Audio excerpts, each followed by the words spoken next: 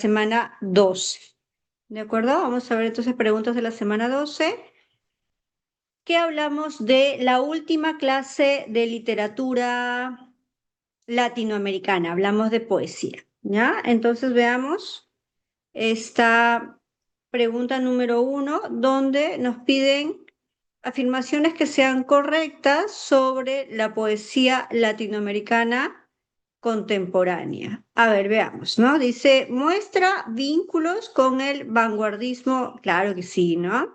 Si hablamos del siglo XX, vamos a hablar de vínculos respecto a la vanguardia.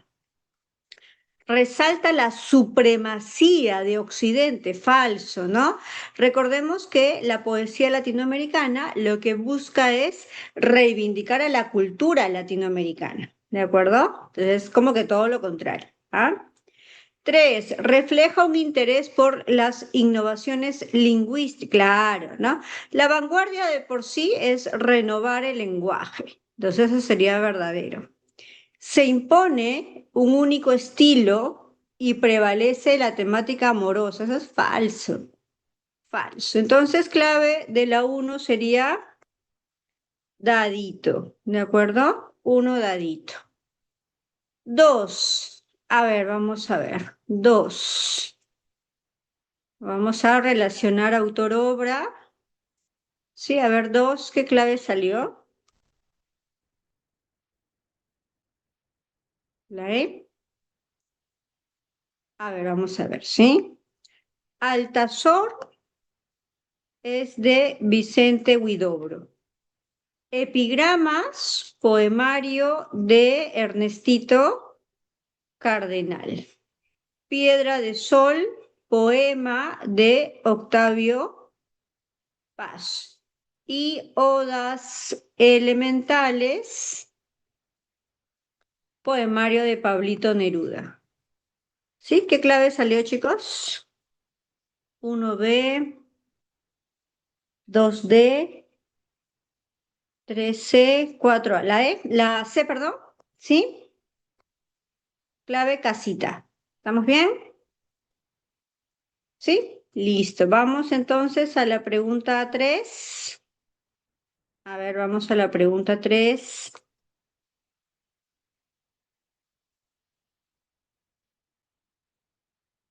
¿Verdadero o falso respecto de los enunciados? ¿Qué dice? Respecto de los enunciados, según corresponda respecto a los representantes de la poesía latinoamericana contemporánea. A ver.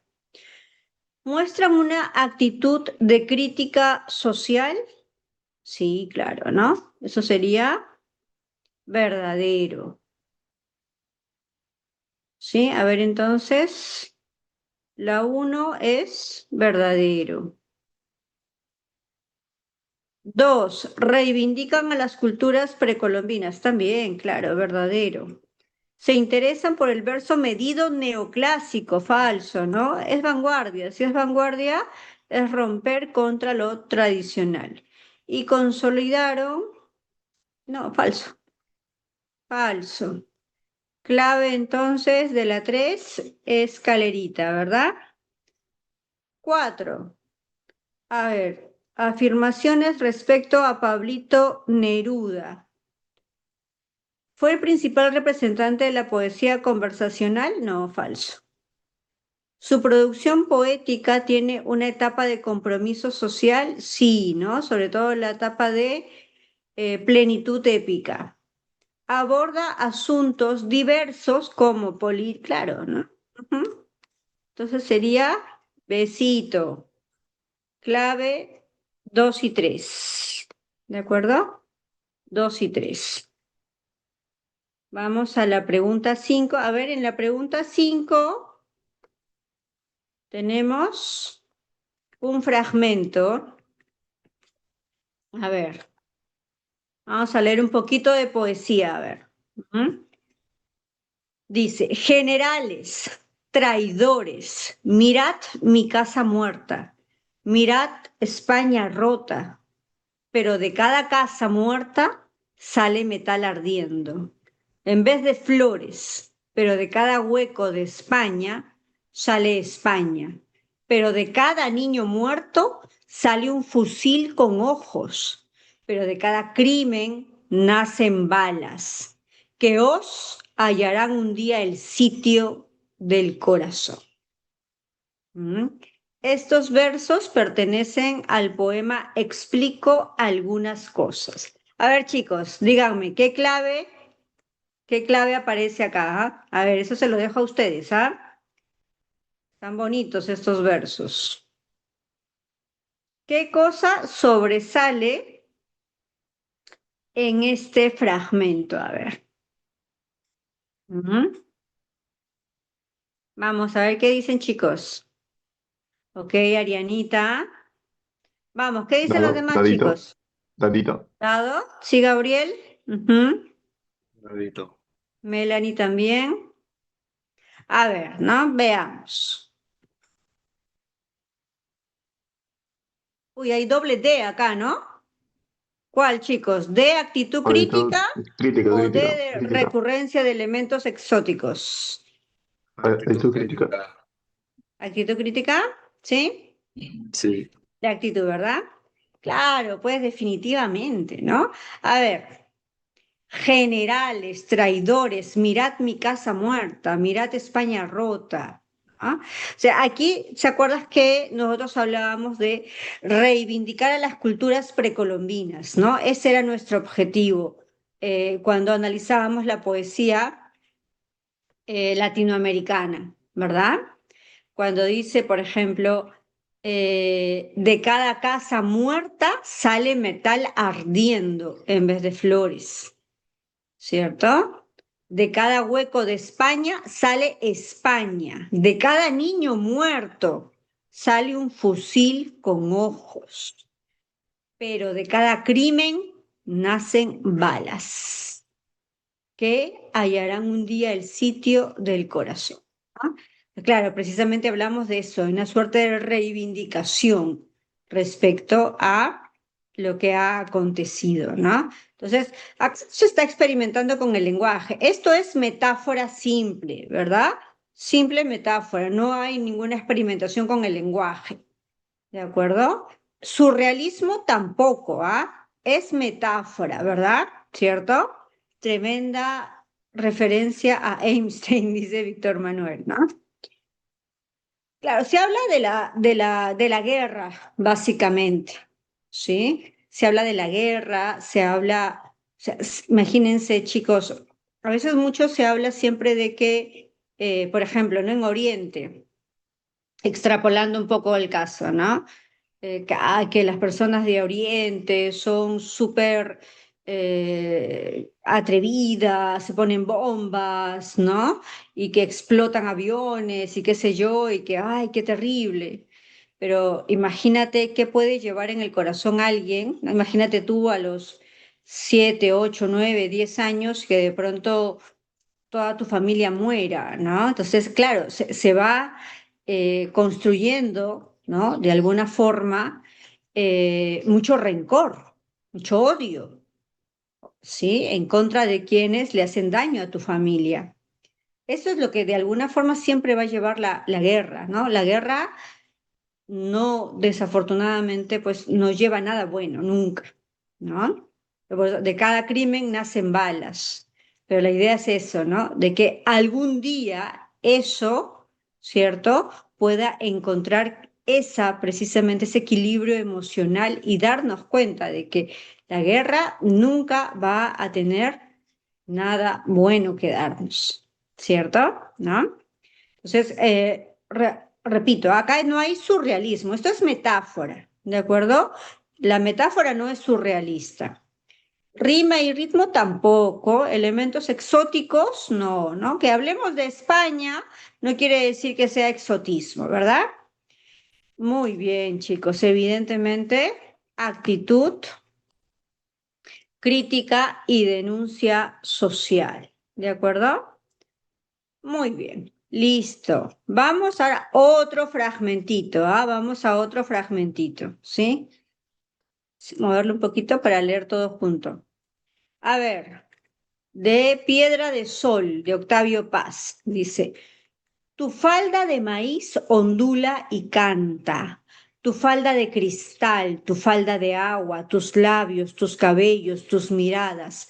Toda la noche llueves, todo el día abres mi pecho con tus dedos de agua.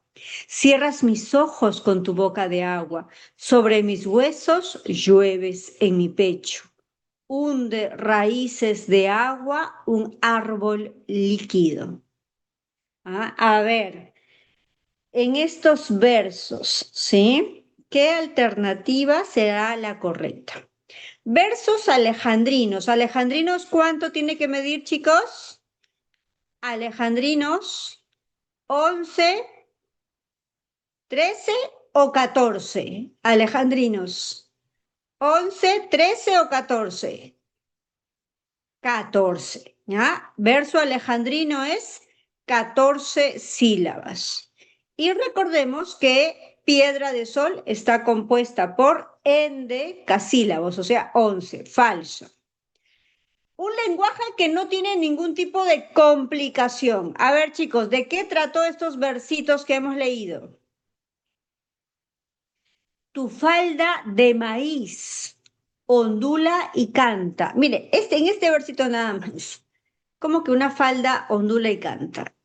Es un verso que no tiene absolutamente ningún tipo de complicación. Oh, ¿verdad? ¿Cierto? Falda de cristal, falda de agua. Cierras mis ojos con tu boca de agua. No, acá sí estamos viendo surrealismo. ¿De acuerdo? Estos sí son imágenes surrealistas, lo onírico, como cuando soñamos, ¿no? ¿De acuerdo? Entonces, no es un lenguaje sencillo, no es un lenguaje fácil, ¿de acuerdo? Sobresale una crítica al capitalismo. ¿Aquí habrá alguna cuestión económica, social? ¿Mm? No, ¿verdad? No hay nada económico ni social, ¿de acuerdo? Nada económico ni social, como para que hablemos de una visión capitalista. Reiteraciones. La M. A ver, veamos. Mira, ¿habrá reiteraciones? Tu No. falda de maíz ondula y canta. Tu falda de cristal. Tu Ah, sí. falda de agua. Tus labios. Tus miradas. ¿Mm? ¿Esa A no es ver, una frase? entonces, ¿habrán reiteraciones? Sí.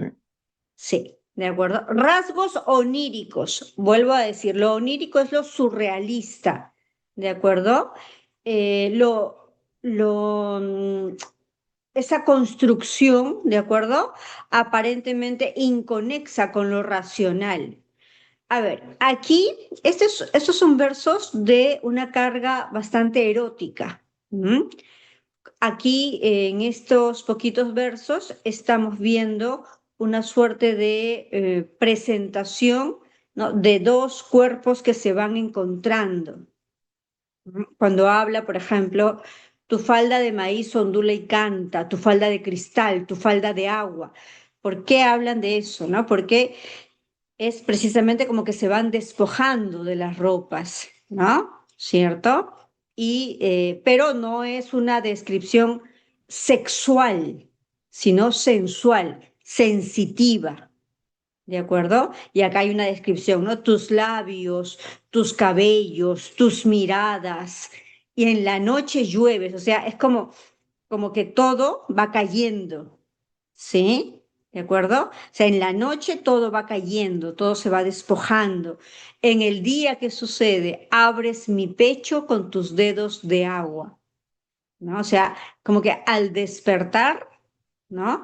Ahora, no es que abres mi pecho con un cuchillo, no es con tus dedos de agua, ¿no? O sea, hay como una suerte de que, como que la mujer está entrando en sus emociones, ¿cierto? Como que puede cerrar sus ojos con una boca, eso es la descripción de un beso. Cierras mis ojos con tu boca de agua, ¿de acuerdo? Eso es precisamente, ¿no? En vez de decir, me dio un beso, Dices, cierras mis ojos con tu boca de agua. Aquí está escrito pues, que el beso lo transporta a otro espacio, a otras emociones. ¿De acuerdo? No sé si me estoy dejando entender.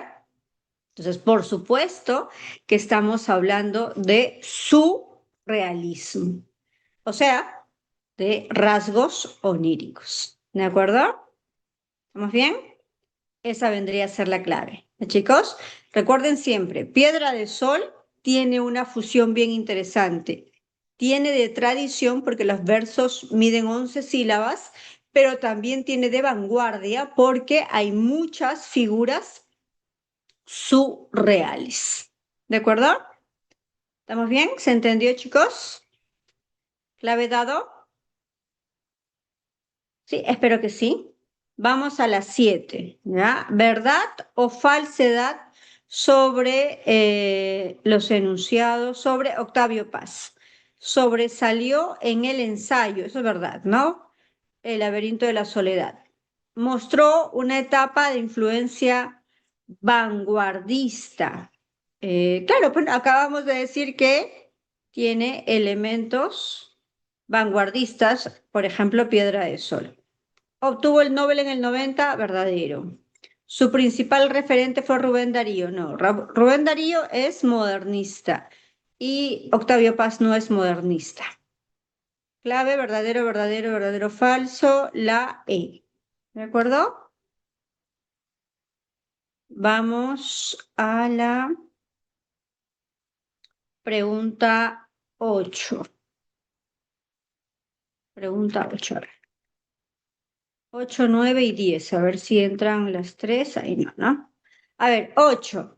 Sobre Piedra de Sol de Octavio Paz. A ver, Piedra de Sol de Octavio Paz. 584 versos, sí, por los 584 días que demora Venus en dar la vuelta alrededor del Sol.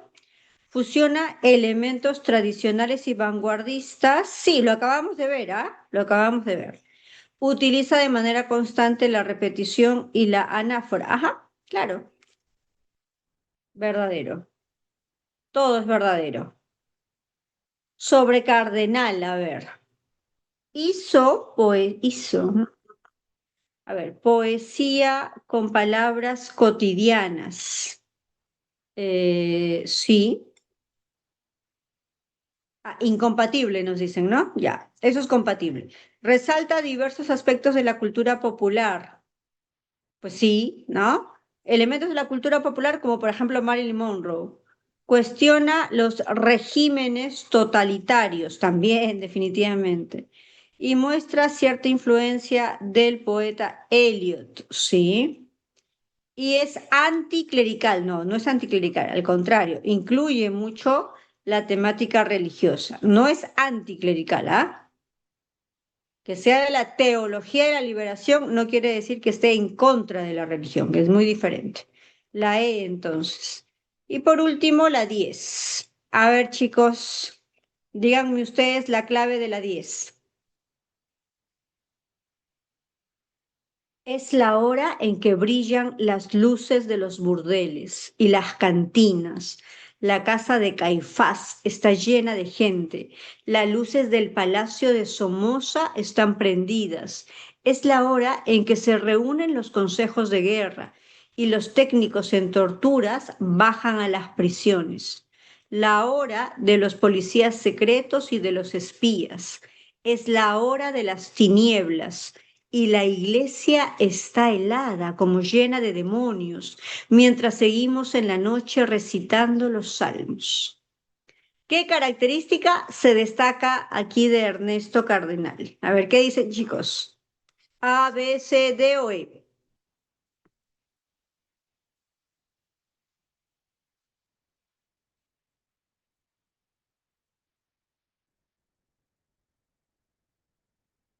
¿Mm? A ver, vamos, chicos. Clave de la 10. A ver, Melanie, Antonella, Arianita. Ok, Arianita. A ver qué dicen los demás. Abigail, Germán.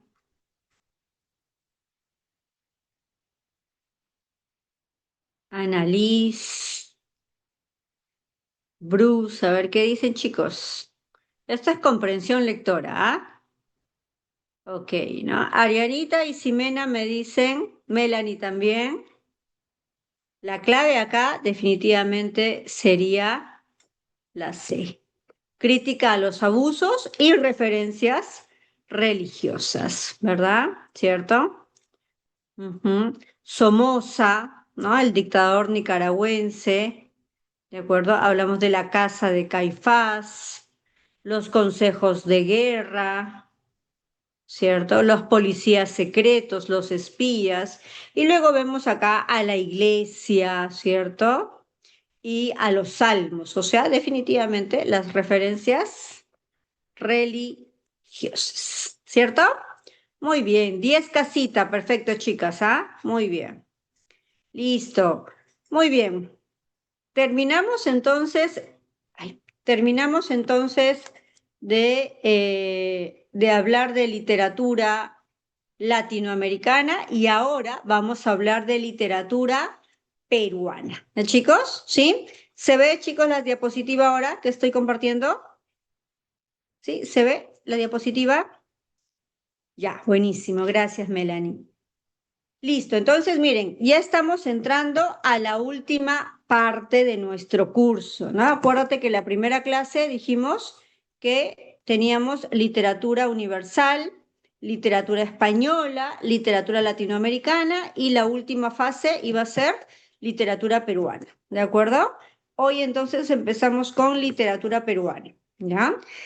A la literatura peruana nosotros la vamos a dividir, miren, aunque acá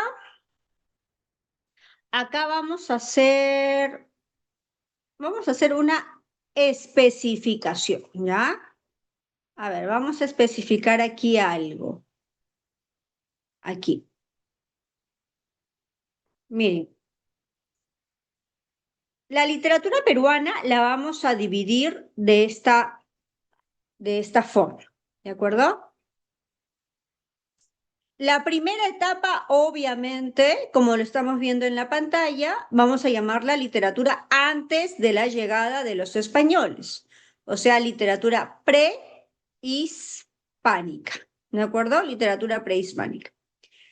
¿Cuándo empieza la literatura prehispánica? O sea, ¿cuándo será que fue la primera vez, ¿no? Que se contó una historia, que se narró un cuento, se cantó un poema? No tenemos referencia de cuándo exactamente. ¿Fue en el siglo VI? ¿Fue en el siglo VII? No tenemos una referencia porque recordemos que una de las características de la literatura peruana es que comienza siendo oral, se transmite de forma verbal. Entonces no hay ninguna referencia a la cual podamos nosotros recurrir. ¿De acuerdo? Entonces no sabemos cuándo inicia, pero sí podemos decir que culmina evidentemente con la llegada de los españoles, ¿de acuerdo? Llegaron los españoles y ¿en qué nos convertimos de España, chicos? A ver, ayúdenme con esta respuesta. Polonia.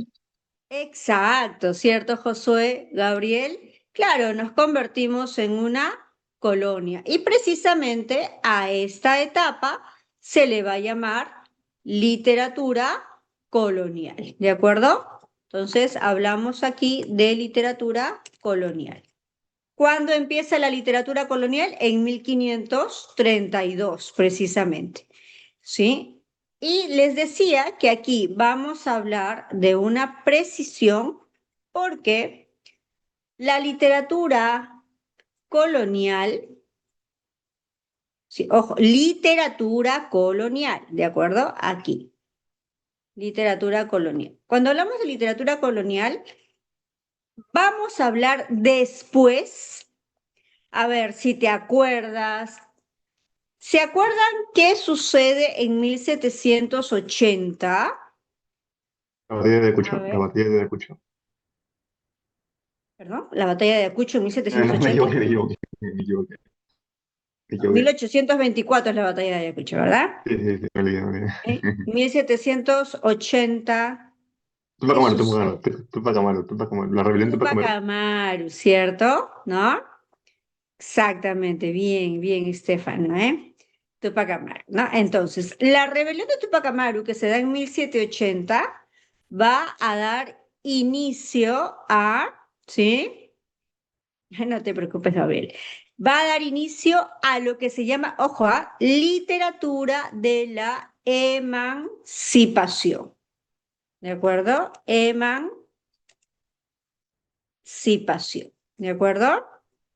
Entonces, aquí vamos a hablar de la literatura de la emancipación. Ojo, ¿ah? O sea, la literatura, la representación literaria de la emancipación no es igual a la literatura colonial. Pero pregunta, a ver chicos, pregunta, dentro de la etapa de la emancipación, ¿seguimos siendo colonia española o no? Entre 1780 y 1821, ¿seguimos siendo colonia española, sí o no?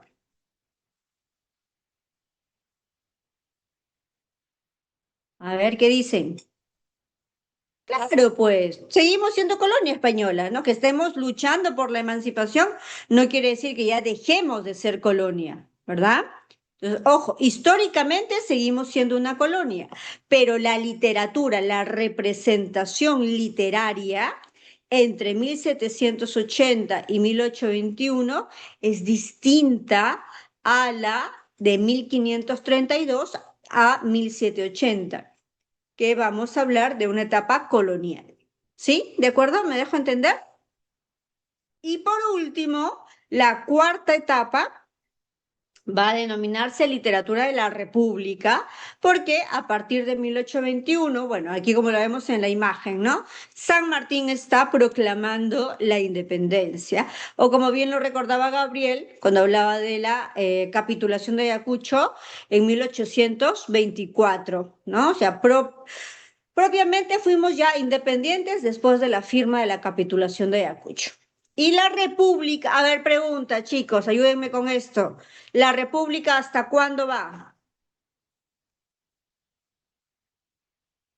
¿Mm? ¿Hasta cuándo irá la República? Claro, pues, ¿cómo se llama nuestro país? Solo se llama Perú. ¿Cuál es el nombre completo de nuestro país? República del Perú, porque somos un país república.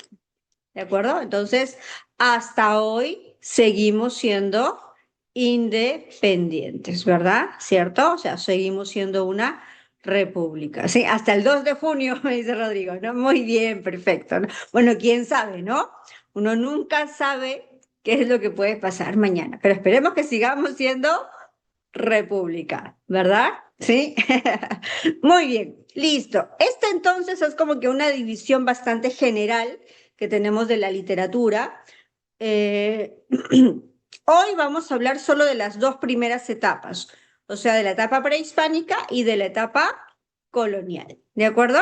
¿Sí? Y luego, posteriormente, ya vamos a ir viendo uno por uno las diversas etapas de la literatura peruana, ¿de acuerdo?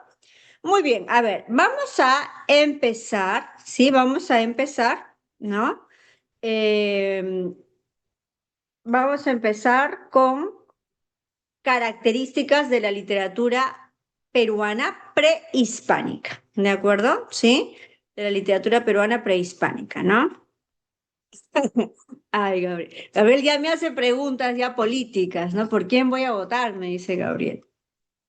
Lo único que sé es por quién no voy a votar, ¿sí? Eso sí lo tengo claro, pero no me queda de otra que votar por alguien, ¿no? ¿Sí? Lo que sí lo tengo claro, pero sinceramente, chicos, y espero que su generación sea esta generación que de verdad dejemos de elegir siempre lo peor, ¿no? Perdón chicos que me sienta o que les diga algo tan político, pero de verdad es que a veces frustra mucho, ¿no? Tener que siempre encontrarnos con dos opciones que tienen que ser, desde mi perspectiva, creo yo, teniendo mejores opciones. Pero bueno, todavía nos falta mucho, por más que tenemos más de 200 años de república, pero todavía nos falta mucho, ¿no? Lo único que les puedo decir, ¿no? Para quienes tienen dudas sobre qué votar, tratemos de pensar siempre en lo que pueda defender la libertad, no solo económica, chicos, ¿sí? No solo económica, sino sobre todo la libertad de pensamiento, ¿sí? Porque parece fácil, de pronto es bastante trillada la frase, ¿no? Pero el dinero es algo que finalmente el Perú, chicos, si fuera por la política, nos estaríamos quebrados ya. Pero si se dan cuenta, somos un país que sale adelante. ¿Por qué? Porque somos un país que trabaja muchísimo. Entonces, lo económico es algo que el peruano lo hace. El peruano es el que es quien trabaja. Entonces, lo único que les puedo decir, ¿no? Porque evidentemente no puedo decirles por quién votar, porque, como les digo, yo me veo obligada a votar por alguien, pero sí, lo único que les puedo decir es que siempre analicen, que nunca voten por alguien que siquiera tenga el más mínimo rastro de llevarnos a una dictadura. Porque a lo largo, si la literatura, por más ficcional que sea algo, nos sirve de algo, es para mostrarnos que ninguna dictadura jamás, ni de derecha ni de izquierda, nos ha llevado o ha llevado a algún país a algo bueno. Jamás. Entonces, eso, creo yo, otra vez para variar, nos vemos obligados a elegir entre dos opciones terribles. Y esas dos opciones terribles siguen siendo un lastre de lo que estamos arrastrando. Pero analicen eso. Repito, lo económico es algo que finalmente, como nosotros como peruanos, ustedes todavía son muy jovencitos, sé que muchos de ustedes tienen ya carga laboral, eh, pero el peruano busca resolver, ¿sí? Económicamente sabemos resolvernos, pero ahora lo que tenemos que defender es que no pues nos lleven, ojo, y no, chicos, no se dejen guiar por esas ideas de que, ay, que la izquierda mala, que la derecha mala, que la izquierda buena y la derecha buena. No, eso no existe, chicos, dense cuenta de algo. Vivimos ahorita con argumentos, con teorías que nos quieren llevar por ciertas ideas. Pero ahorita, si analizamos nuestra realidad, los dos están completamente camuflados. Lo que supuestamente es derecha, ahí detrás hacen sus tratos y nos han llevado a esta realidad en la que estamos. Ahorita no tenemos ni derecha ni izquierda, lo único que tenemos es una sarta de políticos que lo único que les ha importado es acrecentar su bolsillo y no les importa empobrecer o denigrar más a nuestro país. Eso sí es algo que tenemos que pensar mucho, ¿sí? Muy bien, volvemos, ¿de acuerdo? A las características de la literatura prehispánica, o sea, antes de la llegada de los españoles. ¿Había literatura? Sí, había literatura. No escrita, una de las características precisamente, ¿de acuerdo? Es esto que estamos mencionando, ¿no? La literatura no es escrita, pero no por eso deja de ser literatura, ¿de acuerdo? O sea, hablamos de una literatura oral, que se transmite de forma verbal. La literatura también va a representar, ¿de acuerdo? Sí, sí, definitivamente, Gabriel, ¿no? La literatura también va a representar ese espacio social, ¿no? Y antiguamente el trabajo se daba de forma colectiva, no como la visión occidental, ¿no? La visión occidental es muy individualista En el mundo prehispánico se hablaba de una mirada colectiva, ¿no? La famosa Minca, por ejemplo, el Aini, ¿de acuerdo? Eso se ve también dentro del espacio literario. Ahora, dentro del mundo prehispánico no todo era tan bonito, porque hablamos de un clasismo, ¿de acuerdo? O sea, ¿a qué nos referimos con clasista? A ver, actualmente nosotros podemos cambiar de estrato social, ¿verdad? Precisamente el hecho de estudiar mucho hace que podamos, digamos, tener mayores ingresos económicos y lograr tener un espacio, digamos, un estrato social mejor. No obstante, en el mundo prehispánico eso no existía, ¿de acuerdo? Eso no va a existir. Si uno nacía como un runa, es decir, como un hombre común y silvestre o un mitimae, pues te quedabas ahí para siempre, ¿de acuerdo? Si me enamoro de la hija del Inca como Ollantay, Ollantay no es una obra prehispánica, Ollantay es una obra que forma parte de la literatura colonial, es una mirada occidental, ¿de acuerdo? La literatura propiamente prehispánica no representa jamás esa visión o esa fusión de estratos sociales. ¿De acuerdo? ¿Sí?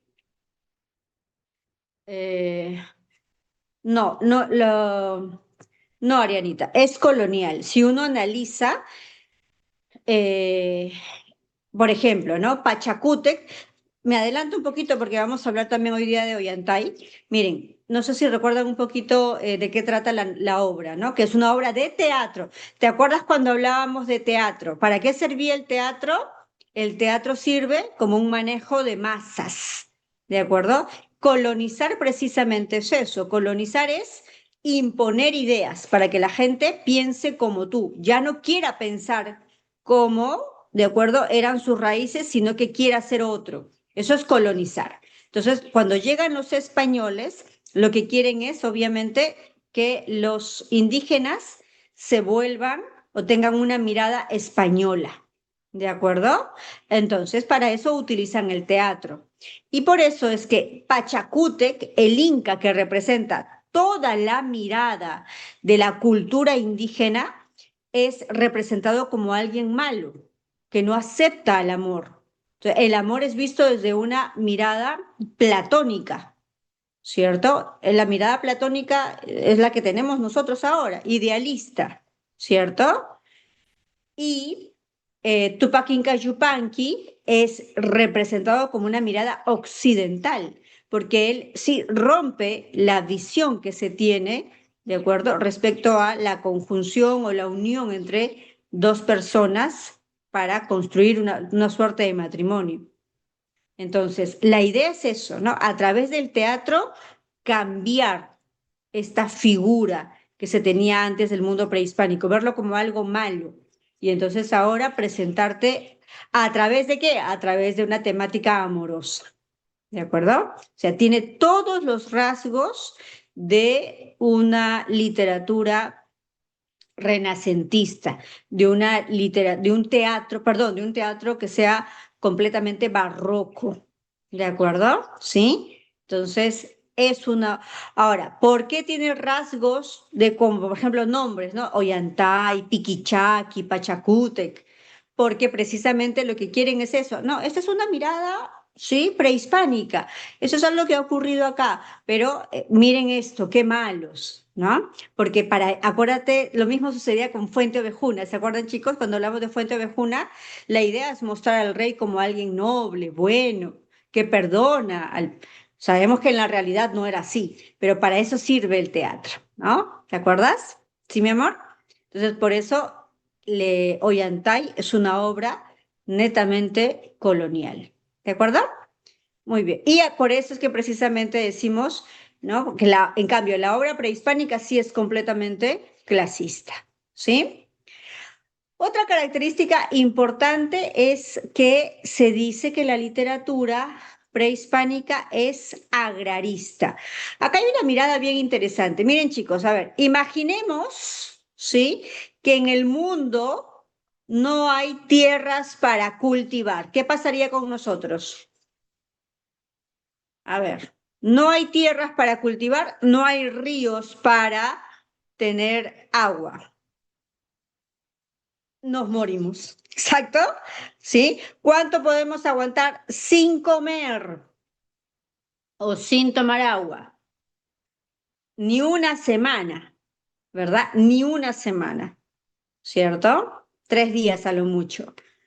Por eso es que para el mundo prehispánico la tierra y el agua, no, pues en el mundo, Germán, ¿sí? O sea, no solamente acá. Vamos a migrar a... por qué se supone no vamos, por ejemplo, a otros planetas? Porque no hay aire, porque sabemos que no es un espacio donde podamos vivir, ¿no? Entonces, para el mundo prehispánico, ¿sí? La tierra y el agua son demasiado importantes porque representan la vida. Y por eso se dice que hay una visión agrarista, un gran respeto por la mamapacha, que es la tierra, o por mamacocha, que es el río. Y tienen una entidad precisamente femenina porque las mujeres somos las que tenemos este don de dar la vida, ¿no? Por eso tienen una identidad también femenina. ¿De acuerdo?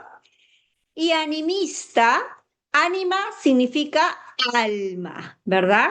Para el mundo prehispánico, ¿todo tiene alma? A ver, les pregunto, chicos, ¿el Apu, el cerro, tiene alma o no para el mundo prehispánico? El sol, la tierra, como acabamos de decir, ¿verdad? El río, todo tiene vida, ¿cierto? ¿Cierto, chicos? Claro, pues, ¿no? Por eso es que le llamamos a eso animismo, ¿de acuerdo? Exacto, asumen que todo va a tener vida y por eso se dice que una de las características de la literatura prehispánica es que sea animista, ¿de acuerdo? Muy bien. Listo.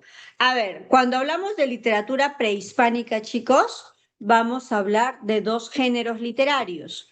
A ver, clase número 1, ayúdenme. ¿Cómo se llamaban los 2 géneros literarios más antiguos? A ver, los 2 géneros literarios más antiguos, los que estaban en verso, ¿te acuerdas? Bien, Épico. perfecto, Arianita.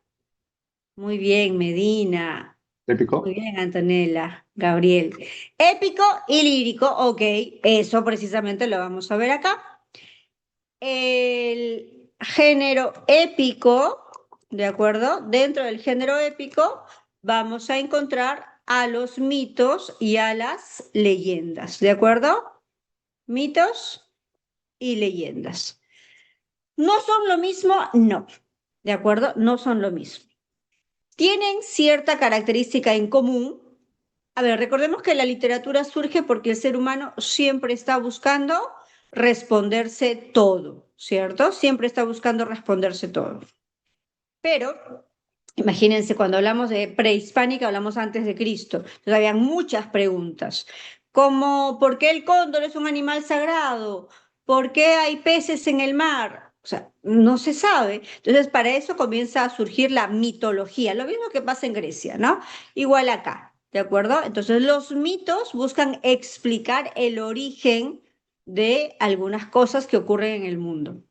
Las leyendas también tienen cierto elemento que busca explicar el origen de algo, solo que las leyendas tienen elementos ficcionales, ¿de acuerdo? Van a tener elementos ficcionales y sobre todo históricos, ¿de acuerdo? Ejemplo, a ver, pregunta, ¿es cierto o no es cierto que según la leyenda de Manco Cápac y Mama Ocllo surge el imperio en el Cusco, ¿cierto? ¿Y eso es verdad o no? Según datos históricos, eso, ¿cierto? Es real. ¿Dónde surge el imperio? Ahí. Pero ¿será real que ellos salieron de las espumas del lago Titicaca? Un poco difícil, ¿no? Que puedan salir del agua. Los seres humanos no podemos vivir en el agua. Eso es lo ficcional, ¿de acuerdo?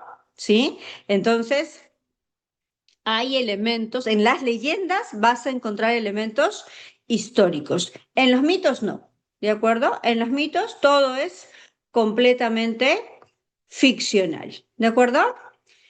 Y el otro género que muy bien estaban recordando además del género épico, es el género lírico, ¿cierto? El género lírico son poemas, canciones. En el mundo prehispánico, ¿de acuerdo? También se va a evidenciar poemas, canciones. Por ejemplo, ¿no? Cuando nosotros perdemos a alguien querido, hacemos rituales para despedirnos, ¿cierto? De ese familiar. Hacemos un velorio, luego un entierro y posteriormente vamos al cementerio y dejamos flores porque forma parte de honrar a nuestros muertos, ¿cierto? En el mundo prehispánico también parte del ritual de despedir a sus muertos estaba el cantar unas canciones. A esas canciones se les llama ayataki, donde se evidenciaba el dolor por haber perdido a un ser querido. Ese tipo de poemas, de canciones, repito, se llaman ayataki. Además de la muerte, otro hecho inexorable en la vida del ser humano es el amor, ¿de acuerdo? Vamos a tener entonces canciones que evidencian o representan al amor. ¿Mm? Y esas canciones son los jarawis, ¿no? Como tú, por ejemplo, cuando estás ilusionado o ilusionada con alguien, te pones a escuchar cancioncitas de amor, ¿verdad? Igual, en el mundo prehispánico también se cantaban cancioncitas de amor. Esos son los jarabes, de amor o desamor, ¿ah? ¿De acuerdo? Sí. Así es el amor, Gabriel, así es el amor, es parte de. ¿Mm? Otro tipo de canciones, ¿sí? Es el Aymoray, ¿de acuerdo? ¿Sí? Es el Aymoray. El Aymoray es una canción donde se rinde culto y se agradece por haber tenido una buena cosecha. ¿De acuerdo? Es como un canto de agradecimiento. No te olvides que el mundo prehispánico es muy agrarista. ¿De acuerdo? El Hayi es un canto de triunfo. Cuando ocurre, por ejemplo, ¿no? Si estuviésemos en el mundo prehispánico, ingresas a la universidad, eso es un triunfo. ¿Qué se cantaría? Hayi, ¿de acuerdo? Se triunfa en una batalla. ¿Qué se canta para celebrar? Hayi, es un canto de triunfo. ¿De acuerdo? Y el Cachar Pari tiene que ver con canciones de fin de culminación de algo e inicio de un nuevo ciclo. Lo que de pronto cantamos en Año Nuevo, ¿sí? Hay canciones de Año Nuevo. ¿Por qué el 31 de diciembre nosotros nos quedamos hasta la medianoche, nos vestimos de amarillito, tenemos lentejitas, las uvas? Esa, sí, esa celebración, o de pronto, no sé si, por ejemplo, a veces en CEPRE, ¿no? Cuando culmina el ciclo, quizás ustedes también lo hagan, no lo sé, ¿no? Culmina el ciclo y ustedes quieren eso, culminar y hacen como una reunión, ¿cierto? Como de despedida de, ¿sí? Entonces, a esa reunión, a ese cántico de finiquitar algo, se le llama cacharpari, ¿de acuerdo? Entonces son cancioncitas, género lírico por eso, que vamos a encontrar dentro del mundo prehispánico. Pasamos ahora a la literatura colonial. Como ya lo habíamos dicho, vamos desde 1532 hasta 1780. Cuando hablamos de literatura colonial, vamos a ver dos vertientes, la vertiente castellana por un lado y la otra vertiente va a ser la vertiente quechua, ¿de acuerdo? ¿Sí? Hay dos vertientes, repito, vertiente castellana y vertiente quechua. Dentro de la vertiente castellana, como lo puedes observar, están las crónicas y dentro de la vertiente quechua van a estar lo que habíamos ya conversado, es decir, el teatro, ¿de acuerdo? ¿Sí? El teatro.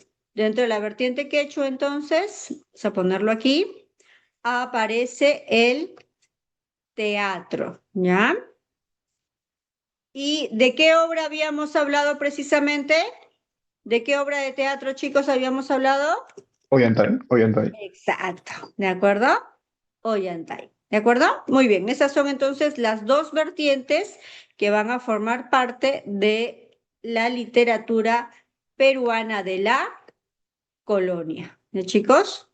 Hay dos vertientes entonces. Muy bien.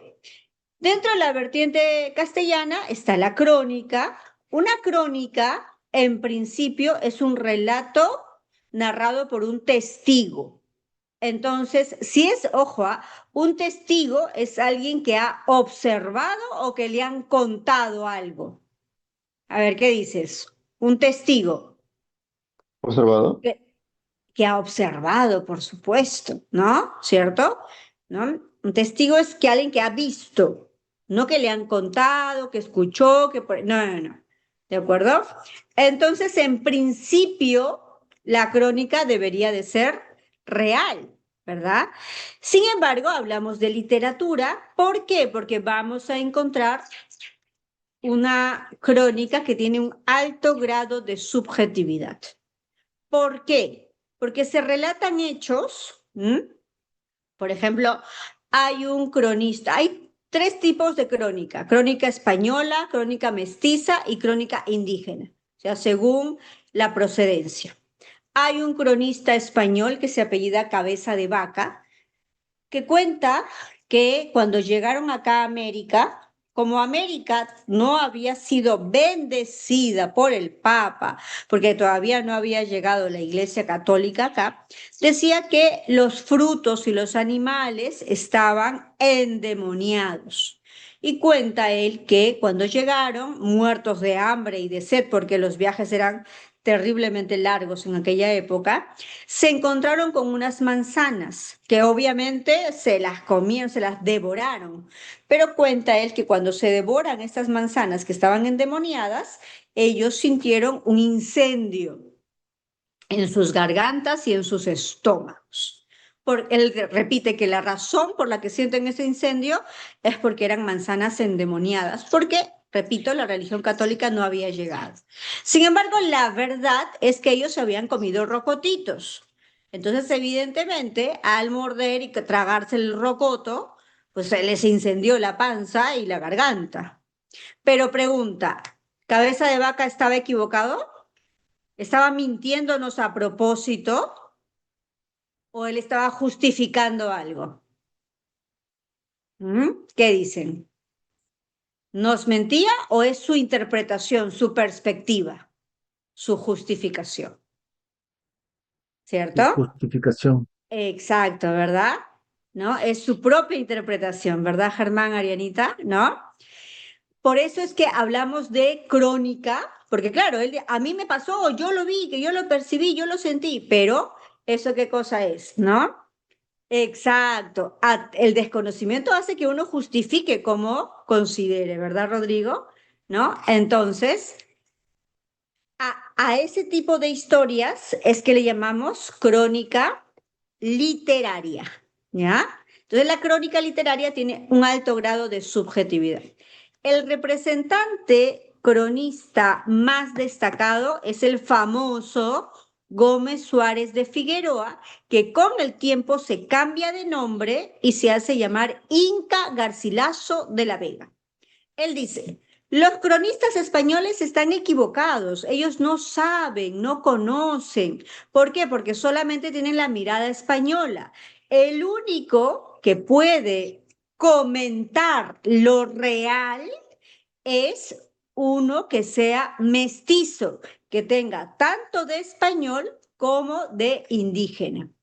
Y por eso es que escribe su famoso libro, Los Comentarios Reales. Le da ese título, repito, porque según él al ser mestizo es el único que puede dar el real comentario de lo que ha acontecido. Y él dice: mi nombre no representa mi mestizaje, así que me lo cambio. Y por eso se pone Inca como representación de lo indígena y Garcilaso de la Vega como representación de su herencia española. ¿De acuerdo? Los Comentarios Reales, que es el libro más representativo, como lo ves acá en la diapositiva, se representa en dos partes, una en 1609 y la segunda en 1617. Miren, esto que habíamos hablado, qué cantaban, cómo se vestían, a qué dioses adoraban, todo esto que nosotros sabemos del mundo prehispánico, lo sabemos gracias a la primera parte de los comentarios reales. ¿De acuerdo? Lo vamos a conocer gracias a esa primera parte de los comentarios reales. ¿Ya? En cambio, aquí sucede algo. Cuando el padre, él era hijo de padre español y su madre era una ñusta cusqueña. Cuando su padre muere, él viaja a España para poder, digamos, educarse aún más. Se queda sin plata en España y él sabe que a su padre la corona española le debe una fuerte suma de dinero porque la corona española ofreció un pago muy importante para que vengan a colonizar América. Entre esas personas que llegaron a la colonización estuvo su padre. Pero si tú recuerdas en la historia, Pizarro, Almagro se rebelan contra la corona. Es más, ¿te acuerdas que Pizarro quiere ser rey acá, no? Entonces, la corona al ver eso dice, los españoles se están sublevando en América, entonces como castigo no les pagamos nada. Y no le pagan a su padre, ¿de acuerdo? Muchos años después, cuando Garcilaso de la Vega estaba ya en España, se acuerda de la deuda que tiene la corona y va a exigirle a la corona que le paguen. La corona le dice, no, tu padre fue un rebelde, por eso no le pagamos. Y él dice, no, yo tengo documentos históricos donde se demuestra que mi padre no fue un rebelde, sino que se vio obligado a tomar partido por uno u otro porque la corona española abandona a los españoles que estaban allá. ¿Así? ¿Dónde están esos documentos? ¿Y qué es lo que hace? Escribe esta segunda parte. Mira cómo se titula esta segunda parte. Historia General del Perú. Él no estaba escribiendo una obra literaria, él estaba escribiendo la historia del Perú. ¿De acuerdo? Y él lleva sus propios documentos históricos que evidentemente pues no lo toman a bien, sino que lo toman como algo que él está escribiendo para defender la figura de su padre. ¿De acuerdo? Muy bien. Y vamos al toque, terminamos con esto, chicos. Y el representante de la crónica indígena es Felipe Huamampoma de Ayala. Él es un indígena muy particular porque sabe leer, sabe escribir, reconoce al rey como soberano aquí en América y además es completamente católico. ¿De acuerdo? ¿Por qué decimos que eso es muy particular o singular? Porque recordemos que en la etapa de la colonia los indígenas no tenían acceso a la educación, sin embargo él lo tuvo. A él le quitan unas tierras. Por ser indígena, él no puede recurrir a nadie para poder exigir sus derechos, porque no tiene derechos al ser indígena. ¿De acuerdo? Entonces, como no tiene derechos al ser indígena, él intenta hacerse pasar por lo menos como mestizo y por eso tiene ese nombre, que es un nombre mestizo, pero en la vida real, bueno, se ha hecho algunos estudios y pues él cuenta, por ejemplo, en la Nueva Crónica y Buen Gobierno, que es descendiente de los Yarovilcas, que es una panaca que finalmente se ha demostrado pues, que no es cierto, ¿no? Entonces, Huamampoma, al igual que los comentarios reales, en principio esto es una carta donde él denuncia de lo que hasta ahora adolecemos como país. Denuncia la corrupción, la injusticia y los diversos abusos que se cometen aquí. Entonces, él escribe una carta al rey Felipe III de España. Esta carta es precisamente la Nueva Crónica y Buen Gobierno. Es una obra, como te decía, al igual que los comentarios reales, dividida en dos partes. La primera parte es la Nueva Crónica, la segunda parte es el Buen Gobierno. ¿De acuerdo? La primera parte se parece mucho a los comentarios reales, nos cuentan todo lo referido al mundo andino. ¿De acuerdo? Igual que en los comentarios reales. Y la segunda parte, el buen gobierno, es precisamente un plan de gobierno que le propone Huamampoma al rey Felipe para que obtenga lo que le importaba al rey Felipe. ¿Qué cosa? Ganancias económicas. Le propone visiones económicas, políticas, hasta biológicas, geográficas ¿sí? Es un plan de gobierno súper interesante. Aquí sucede algo. Guamán Poma, si bien es cierto, hablaba español, pero también hablaba quechua. La carta tiene muchas frases también en quechua. Evidentemente, Guamán Poma dice, el rey Felipe no me va a entender todas estas frases en quechua que hay. Así que, para que entienda bien lo que quiero decirle, va a dibujar. La carta tiene 398 imágenes donde él, repito, denuncia la corrupción, los abusos, la injusticia cometida acá en América. Aparentemente la carta no llegó al rey y estuvo perdida por cerca de 300 años. Se encuentra en Dinamarca y en Dinamarca se ve pues la calidad literaria de esta obra, ¿sí?